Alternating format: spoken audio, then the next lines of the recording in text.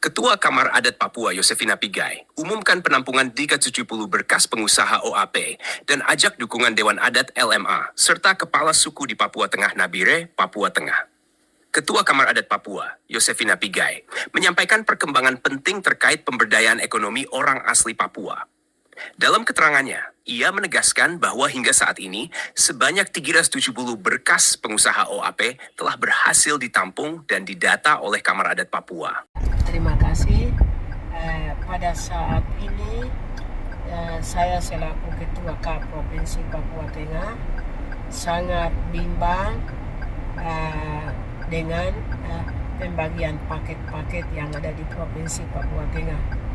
Karena pengusaha orang asli Papua yang sudah terdaftar sama saya itu sekitar 300 orang. Dan ini waktu semakin mepet. Namun sampai saat ini 300 orang pengusaha orang asli Papua ini satu pun belum dapat pekerjaan. Nah, itulah sebabnya saya itu bingung. 300 orang ini mau mengadu kemana? Apakah kepada tokoh adat Papua, karena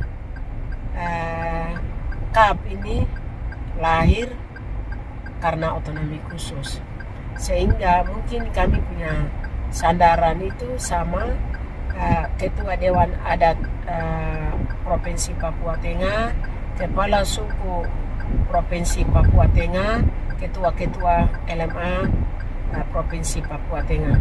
Mohon ada dukungan supaya 300 orang yang bertandang setiap hari di KAP ini bisa diakomodir. Dan ini kami sangat membantu pemerintah Provinsi Papua Tengah, karena selama terbentuknya KAP ini, kantor-kantor itu tidak diganggu oleh pengusaha-pengusaha yang sebelumnya itu mereka duduk-duduk di emperan pintu masuk kantor, merasa tidak aman juga pegawai untuk melaksanakan aktivitas mereka. Tapi setelah terbentuknya KAP di Provinsi Papua Tengah, kami merasa bahwa sekretariat KAP itu menampung saudara-saudara kita yang pengangguran di Provinsi Papua Tengah yang ada. Nah, begitu. Jadi saya mohon kepada Ketua Dewan Adat, Kepala Suku Besar, Ketua LMA mendukung kami. Kalau bisa usahakan mungkin kita bisa duduk bersama-sama memecahkan persoalan ini, karena ini sangat rumit. Dan menurut Yosefina Pigai, jumlah tersebut mencerminkan antusiasme serta kesiapan masyarakat adat Papua untuk mengambil bagian aktif dalam pembangunan daerah. Namun, ia menekankan bahwa perjuangan ini membutuhkan dukungan penuh dari berbagai pihak, khususnya Dewan Adat Papua, Ketua Lembaga Masyarakat Adat LMA, serta kepala-kepala suku di seluruh wilayah Papua Tengah. Open quote, kami sudah menampung 370 berkas pengusaha OAP. Ini menunjukkan bahwa anak-anak adat kita punya potensi besar. Tetapi agar mereka bisa berjalan dengan baik, perlu ada dukungan nyata dari Dewan Adat, LMA, dan para kepala suku. Bersama-sama, kita harus memperjuangkan ruang yang adil bagi pengusaha asli Papua agar mereka tidak tertinggal di tanahnya sendiri, ujar Yosefina Pigai di Nabire. Close quote. Ia menambahkan kehadiran pengusaha OAP bukan hanya soal ekonomi, tetapi juga menyangkut martabat, kemandirian, dan masa depan masyarakat adat Papua.